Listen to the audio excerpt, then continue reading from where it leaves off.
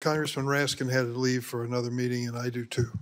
But I want to thank the panel and You're stuck. leaving you in the best hands of all, Senator Van Hollen of the state of Maryland, and he's going to wrap up the hearing after asking a few questions. So take it away, Senator Van Hollen. Thank you, Dick. Well, let me start by thanking Senator Durbin and Congressman Raskin for bringing us together, and then thank all of you. And I know you've covered a lot of territory because I've got a good team that's been keeping me informed. So I do want to say at the outset a big thank you, not just for being here today, but for being on the front lines of trying to protect your states and our country from an absolutely lawless president. I've never seen anything at this scale and scope and magnitude. I think we're up to over 300 cases filed in federal courts to try to protect individuals and states and the country. And as was mentioned, just a whole mountain of TROs and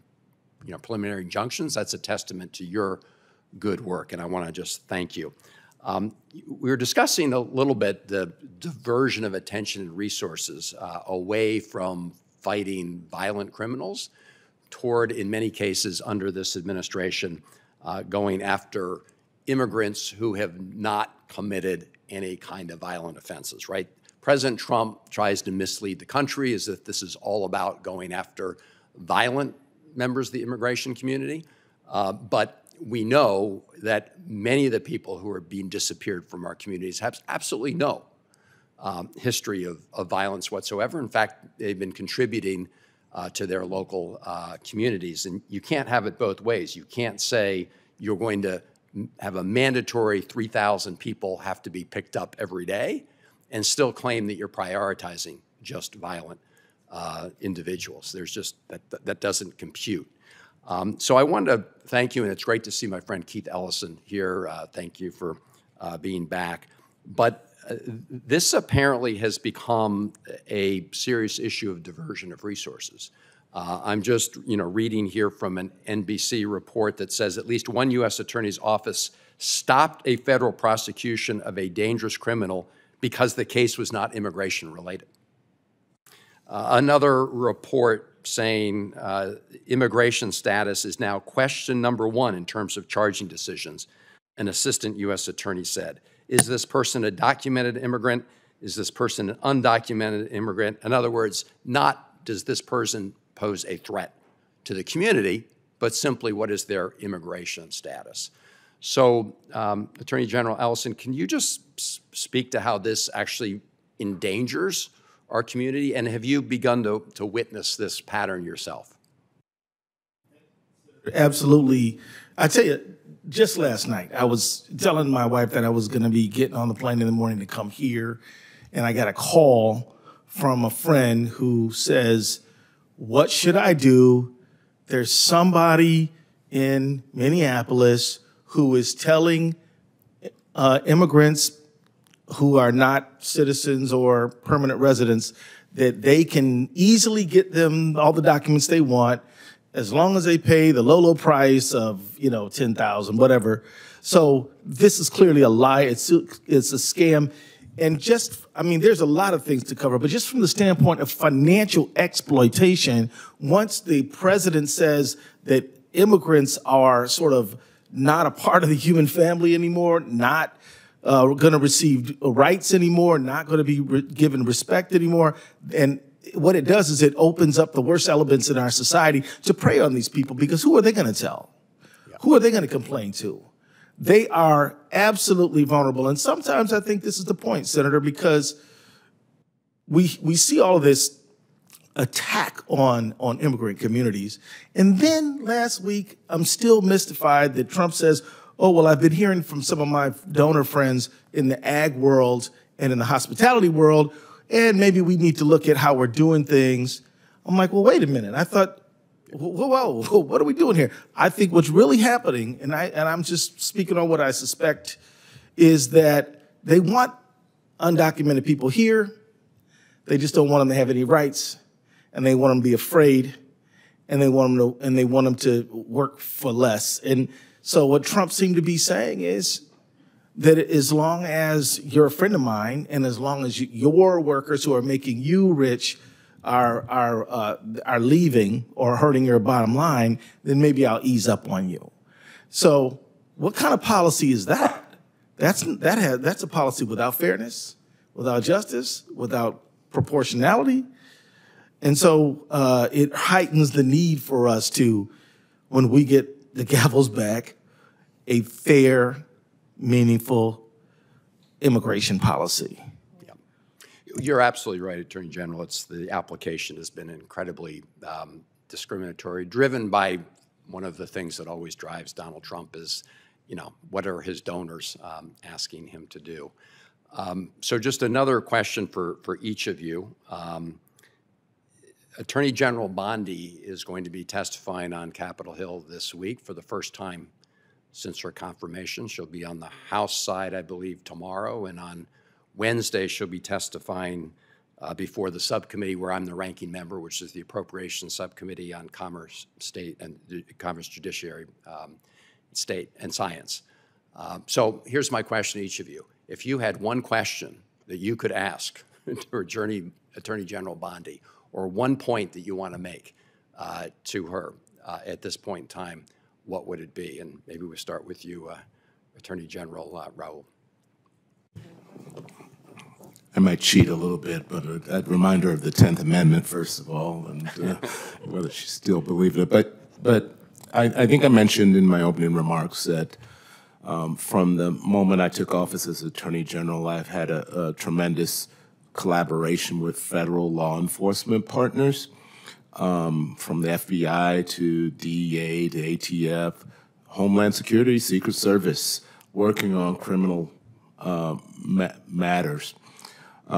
With the prioritization of civil immigration enforcement, that is under threat, and it's been a tremendous collaboration that has allowed us to reduce gun violence and allowed us to crack down on organized retail crime and other human trafficking and gun trafficking and so forth.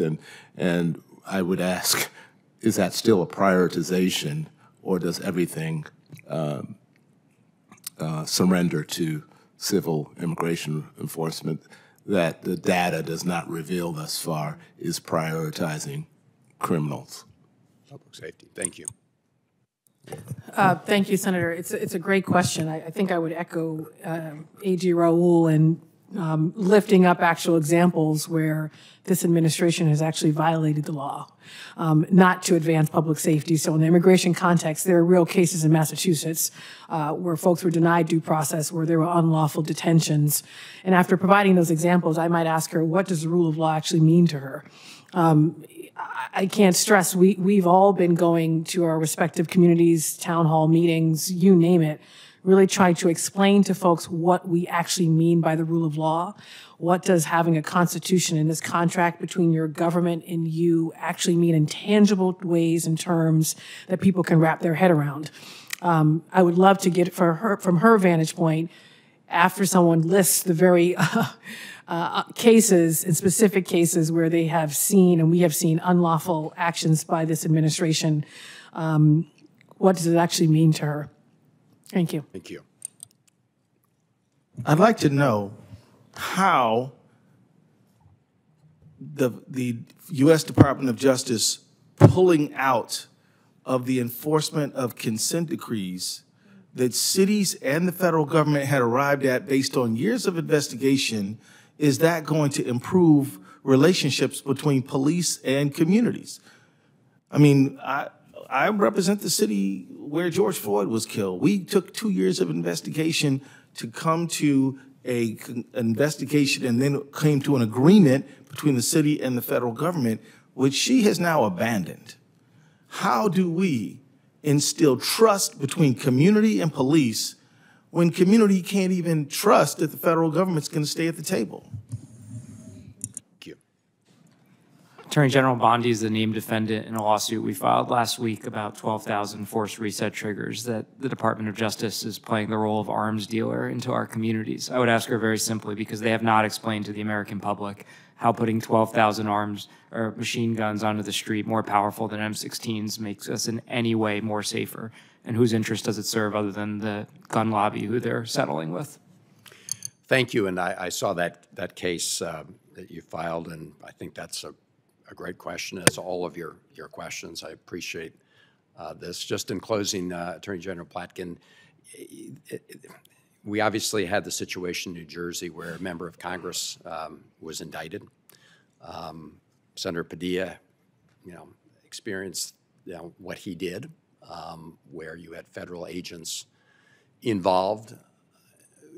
This is to you because of New Jersey, but if anyone has any ideas, what is the role, right, of state attorney generals and state and local law enforcement when you have people at the direction of a lawless administration taking actions that has direct impacts on people like Congresswoman MacIver?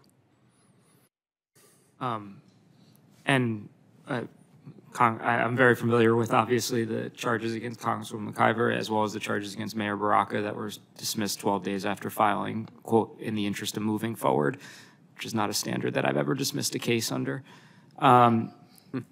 This should alarm us. If you politicize law enforcement, there's not much left. And it doesn't just undermine faith in the actions of those particular officers involved. It undermines actions in my state of 42,000 officers that are doing hard work every day and makes their job harder. And regardless of the facts of any specific case, if you're going to charge a public official, as I've done, with a crime, there better damn well be good evidence of criminal conduct and clear evidence of intent. You don't hold them to any higher standard, but you also don't hold them to any lower standard. And the politicization of the Justice Department, the functioning of the Justice Department, conducting criminal investigations by tweet or on cable news networks in advance of even a grand jury hearing evidence, those are kangaroo courts meant to embarrass people and target political opponents. They are not what the criminal justice system is supposed to do. Thank you. Any other comments on that? You know, Senator, one thing's for sure. The reason that people obey the law is because they feel that it is legitimate. They obey the law because they believe, well, some people went into a room, they all voted and said, this is going to be the law, it's legitimate, and the people who enforce it are therefore legitimate. Once you say it's not legitimate, it's all a matter of whether you're friends with the president or not. What you will foster disobedience to law because you've undermined the inherent credibility that associates with democratic law. And so this is a recipe for lawlessness and chaos. It's a recipe for people saying, well, the president doesn't obey the law, why should I? And it's setting us down a path that I don't think anybody wants to go down. And I hope that we can wake these folks up to see the error of their ways before it's too late. I think that's a very important point to end on. I want to thank all of you. I wish the Senate and House Judiciary committees were holding these hearings and hear the good points that you're making, because really these, as you just said, and all of you have said, this isn't about any political party. This is about upholding the Constitution and the rule of law. And when you start politicizing it in the ways that we've witnessed, you do undermine confidence in the system, and that hurts all of us. So I know it's been a long hearing. Let me thank all of you again for your testimony. Thank you for what you're doing every day to protect the peoples of your state and the country. And we will adjourn.